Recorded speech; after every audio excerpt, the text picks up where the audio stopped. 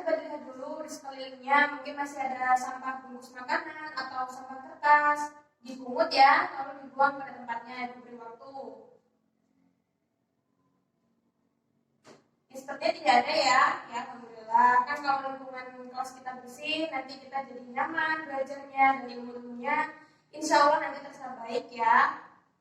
Oh ya, hari ini adalah hari pertama kita bertemu secara tatap muka langsung di kelas 11 ini ya, di semester pertama. Setelah sebelum-sebelumnya di 3 pertemuan yang lalu kita bertemu lewat daring, kita belajar masih lewat daring melalui Google Meet dan terkadang juga kita melalui Zoom. Bagaimana nih kesannya anak-anak kita bisa bertemu lagi secara tatap muka langsung di sekolah? Senang ya, alhamdulillah. Semoga kita bisa semangat ya, lebih semangat lagi belajarnya. Ya, Ibu awali. Bismillahirrahmanirrahim. Assalamualaikum warahmatullahi wabarakatuh. Waalaikumsalam warahmatullahi wabarakatuh. Ya, alhamdulillah. Sebelum Ibu mulai ke pembelajaran, Ibu absen dulu ya.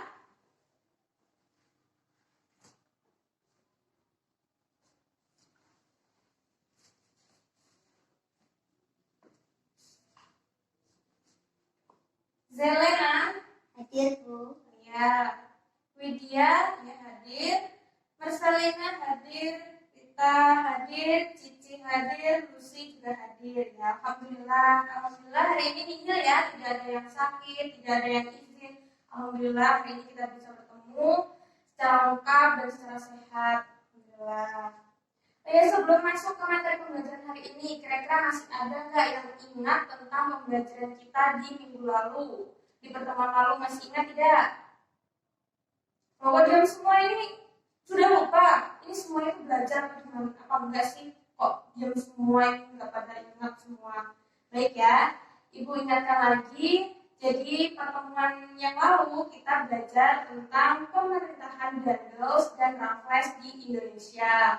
Nah, pembelajaran hari ini masih berkaitan dengan pembelajaran pertemuan lalu karena ini kan kita masih belajar tentang bab kolonialisme dan imperialisme di Nusantara. Nah, pertemuan yang lalu kita belajar tentang Daendels dan Raffles. Di pertemuan keempat ini kita belajar tentang dominasi pemerintahan Belanda di Indonesia.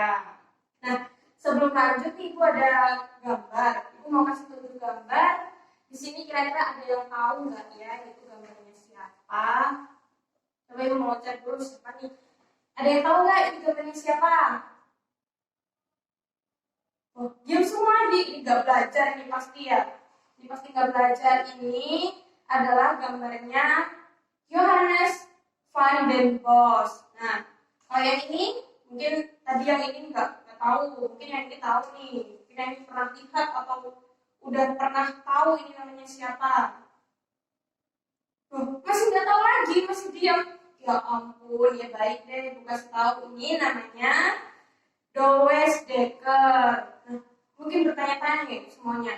Yang kemarin ada Daendels, ada Raffles, sekarang ada Van den Bos, ada lagi Douwe Dekker. Siapa sih mereka nih? Kok banyak banget namanya juga asing-asing pasti ya. Nah, di sini di dua gambar ini masih berkaitan dengan pembelajaran kita hari ini, yaitu tentang dominasi pemerintahan Belanda di Indonesia. Nah, kita awali dengan ini ya. Jadi siapa? Lupa lagi, ya Allah. Ini namanya Jenderal Gubernur Johannes van den Bos. Nah, siapa sih Gubernur Jenderal van den Bos ini? Nah, Ibu jelasin ya. Gubernur Jenderal van den Bos ini adalah orang dari Belanda. Dia adalah gubernur dari Belanda yang dikirim ke Indonesia pada tahun 1830. Dia adalah pencetus atau penggagas tanam paksa di Indonesia atau biasa disebut dengan bahasa Belandanya itu kulturstelsel. Nah, apa sih kulturstelsel? Terus kenapa kok dikirim gitu?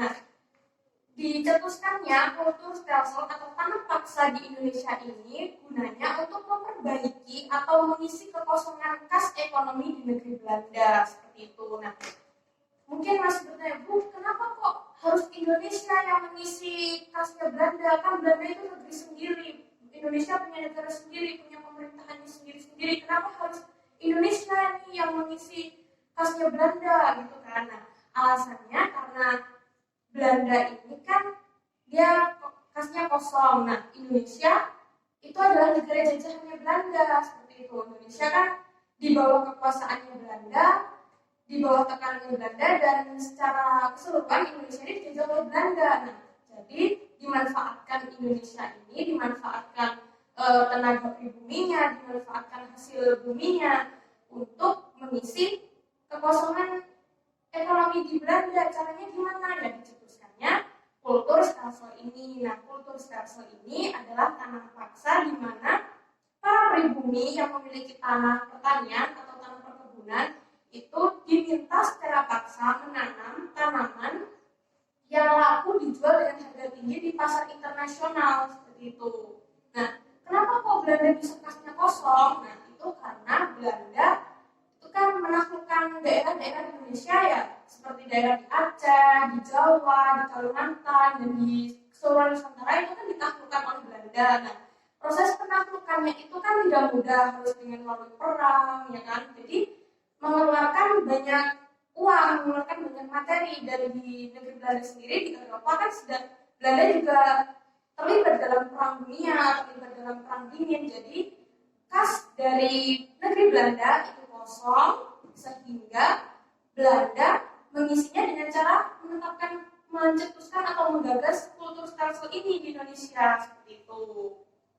Nah, dari pencetusnya itu tadi yaitu Gubernur Jenderal Johannes van den Bosch ini. Nah, ini ya, coba dilihat lagi. Ya, dihafalin, ini tadi namanya Gubernur Jenderal Johannes van den Bosch, ya.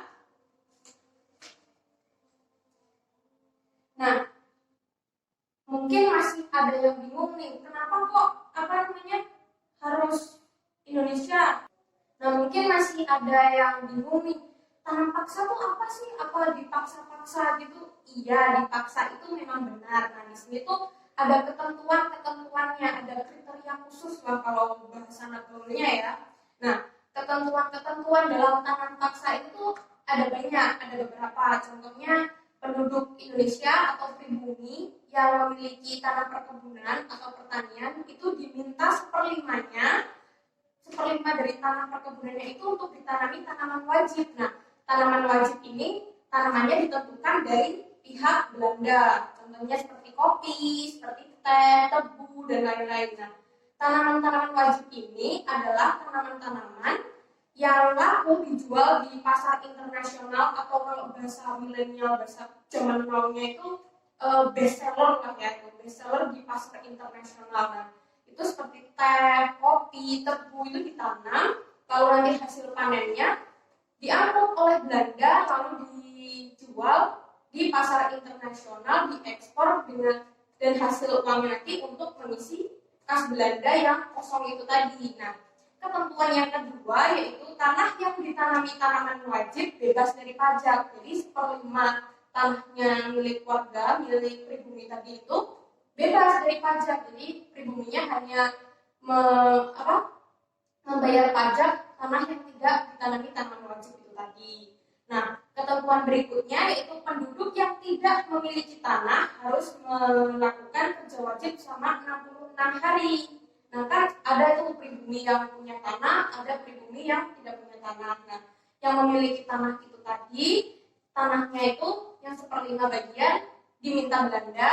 Nah, yang tidak memiliki tanah sebagai gantinya, dia itu diminta untuk bekerja di tanah milik Belanda selama 66 hari dan diberi upah. Nah, seperti itu. Nah, ketentuan berikutnya, kegagalan panen tanaman wajib itu bukan kesalahan dari pribumi, bukan kesalahan dari petaninya, tapi menjadi tanggung jawab pemerintah Belanda sendiri. Jadi walaupun diminta tanahnya itu, tapi kalau ada gagal panen nggak apa-apa, seperti itu. Nanti yang tanggung jawab pemerintah Belandanya sendiri. Nah, berikutnya yaitu penduduk dalam pekerjaannya itu dipimpin penguasa pribumi. Nah, maksud dari penguasa pribumi ini ada yang tahu tidak? Ayo yang fokus belajarnya. Penguasa pribumi ini yaitu seperti contohnya kalau sekarang tuh kayak kepala desa seperti itu, seperti bupatinya atau camatnya seperti itu. Nah, yang memimpin para pribumi bekerja itu tadi adalah penduduk lokal yang memiliki kedudukan tinggi, memiliki pangkat bisa dikatakan ya. Nah, sedangkan penguasa Eropanya ini sebagai pengawas, pemungut dan pengangkut. Nah, pengawas di sini tuh orang-orang Belanda ini mengawasi kerjanya para pribumi yang bekerja di perkebunan milik Belanda tadi, diawasi bagaimana kerjanya, diawasi gimana cara panennya, gimana cara merawat tanaman-tanamannya seperti itu. Nah, pemungut dimaksudkan di sini ketika sudah panen, seperti tebunya tadi kan sudah panen, terus hasil kopinya panen, lalu juga teh panen. Nah, itu nanti dipungut oleh para penguasa Belanda, lalu diangkut. Maksud diangkut ini adalah diekspor ke pasar internasional, seperti itu ya.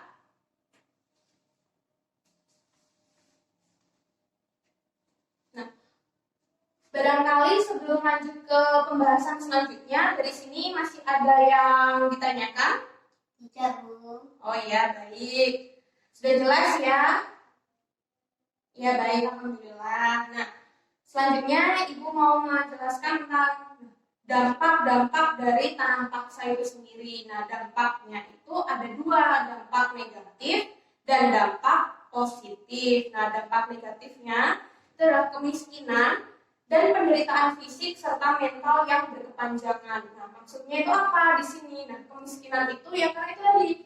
Coba bayangkan kalau ada pribumi yang punya tanahnya cuma sebidang tanah, terus seperlimanya diminta oleh Belanda disuruh tanam tebu, tanam kopi. Nah, nanti hasil panennya itu diangkut Belanda. Sebagian dari tanahnya cuma kecil, lalu cuma bisa ditanam di singkong. Nah, itu kan dijual juga tidak bisa. Dijual mungkin bisa, tapi harganya murah. Jadi penduduk atau pribuminya itu mengalami kemiskinan dan penderitaan fisik serta penderitaan mental di sini lebih dikarenakan para pribumi ini kan bekerja di perkebunan Belanda. Lalu kalau dia kan diawasi oleh para penguasa-penguasa Belanda. Nah, kalau dia tuh kerjanya lelet, kerjanya itu tidak cekatan, seperti malas-malasan, ya kan namanya juga kelaparan ya, itu pasti kan lemes, capek, itu nanti dianiaya, diperlakukan secara tidak manusiawi, seperti itu. Jadi dia fisiknya itu jadi lemah gitu, dan mentalnya itu juga down, seperti itu. Nah, dampak negatif yang kedua di sini yaitu beban pajak yang berat. Nah, tadi kan yang seperlima tanah ditanami tanaman wajib itu kan tidak wajib bayar pajak ya, atau bebas dari pajak. Nah, sebidang tanah yang tidak diminta untuk tanam paksa tadi atau yang tidak ditanami tanaman wajib itu wajib membayar pajak, dan pajaknya itu sangat memberatkan. Bayangin, sudah diperlakukan tidak manusiawi, dianiaya secara fisik, tidak boleh berisik, tidak boleh berisik loh, terus kondusif. Nah, lalu beban pajak yang berat, sudah dianiaya secara fisik, diperlakukan tidak manusiawi, ditambah lagi beban pajaknya yang berat, jadi semakin menderita ini pribuminya. Dan dampak negatif yang ketiga yaitu jumlah penduduk Indonesia atau pribumi mengalami penurunan secara drastis. Jadi dikarenakan mengalami kematiannya itu kematian massal. Jadi banyak sekali yang tersebar di Nusantara ini, pribuminya meninggal secara massal dikarenakan kelaparan. Kenapa kok bisa kelaparan? Gimana nggak kelaparan coba? Hasil buminya itu dirampas sama Belanda, terus dapat upah sedikit buat bayar pajak, terus dia mau makan apa? Akhirnya dia nggak bisa makan, terpaksa harus kelaparan, akhirnya meninggal secara perlahan-lahan, seperti itu. Dari sini ada yang ditanyakan lagi? Tidak, Bu. Iya, tidak. Alhamdulillah jelas ya Ibu menjelaskan tadi. Jelas. Ya, alhamdulillah. Nah, ini Ibu mau. Nah, ini tadi siapa? Ayo coba, masih ingat gak? Tadi siapa? Lupa lagi, astagfirullah, ya nggak apa-apa. Ibu jelasin lagi, Ibu kasih tahu lagi. pinter anak-anaknya Ibu. Nah, ini namanya Douwesdekker ya. Dari namanya aja udah kelihatan ya itu bukan orang Indonesia, itu pasti orang luar negeri pasti ya, namanya aja udah Douwesdekker, bagus banget ya. Nah, siapa sih Douwesdekker ini? Douwesdekker ini adalah pengusaha Belanda, pengusaha swasta asalnya dari Belanda. Nah, apa sih perannya dia? Apakah dia juga menjajah Indonesia? Apakah dia juga meminta bayaran pajak juga? Enggak, ini walaupun orang Belanda tapi dia ini baik. Baiknya kenapa Bu? Dia ini justru membela para pribumi. Dia itu semacam dia tuh mengkritik atau apa ya? Dia tuh protes lah bisa dikatakan. Dia tuh mengkritik kebijakan-kebijakan pemerintah Belanda yang sangat merugikan Indonesia, sangat merugikan pribumi. Nah, dia ini menentang adanya kebijakan tanam paksa. Jadi kalau tadi Jenderal Gubernur Johannes van den Bos itu mencetuskan atau menggagas tanam paksa dengan mengharap keuntungan bagi negaranya sendiri. Nah, kalau Douwesdekker ini tidak, dia malah mengkritik kebijakan-kebijakan yang sangat merugikan pemerintah Belanda seperti itu.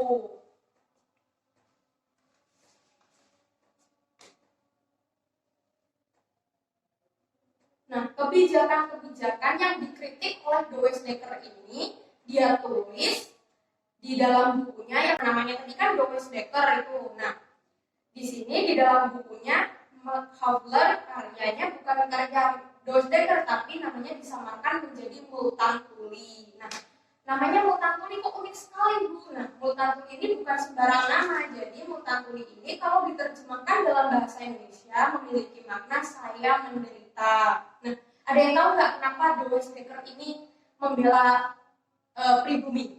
Justru lebih condong ke pribumi daripada negaranya sendiri. Ada yang tahu nggak? Nggak ada ya. Nah, kenapa Douwesdekker ini lebih membela pada pribumi? Karena dilandasi dan dilatar belakangi oleh rasa kemanusiaan. Dia ini rasa jiwa sosialnya, jiwa kemanusiaannya tuh tinggi. Jadi dia tuh iba gitu melihat para pribumi diperlakukan secara tidak manusiawi. Dia itu iba, dia itu seperti terenyuh seperti itu. Jadi dia mengkritik pemerintah Belanda dengan cara menulis buku Machthaler itu tadi karya Multatuli, yaitu karyanya dia sendiri yang disamarkan identitasnya. Nah, Multatuli ini artinya tadi apa? Saya menderita. Nah, kenapa kok saya menderita? Dia itu seolah-olah menggambarkan dirinya sebagai pribumi yang sedang menderita, sedang diperlakukan tidak manusiawi, seolah-olah menghalalkan segala cara walaupun menyengsarakan negara lain seperti itu. Nah, sebelum lanjut ke berikutnya, ada yang mau ditanyakan nggak dari anak-anak nih? Tidak Bu. Tidak ya, alhamdulillah. Jadi Ibu menerangkannya sudah cukup dimengerti ya, sudah cukup dipahami ya? Sudah. Ya, alhamdulillah. Nah, di sini Ibu akan memberikan beberapa LKPD. Nah, nanti dikerjakan ya. Kalau sudah dikerjakan, sudah selesai, nanti dikumpulkan lagi ke Ibu, ya.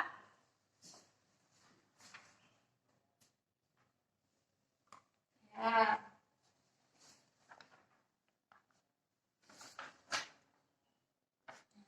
Ibu kasih waktu 10 menit cukup ya untuk mengerjakan. Iya Bu. Ya. Nah, di sini Ibu membebaskan kalian mengakses sumbernya, jadi bisa dari buku paket, bisa dari buku LKS, atau juga bisa dari internet. Nah, di sini Ibu memberikan waktu, memberikan kesempatan untuk kalian untuk membuka HP, mengakses internet, tapi hanya boleh untuk mengerjakan LKPD tadi, untuk mengerjakan lembar kerja itu tadi. Tidak boleh untuk buka internet, buka WA, buka IG, atau buka scroll TikTok, nggak boleh ya.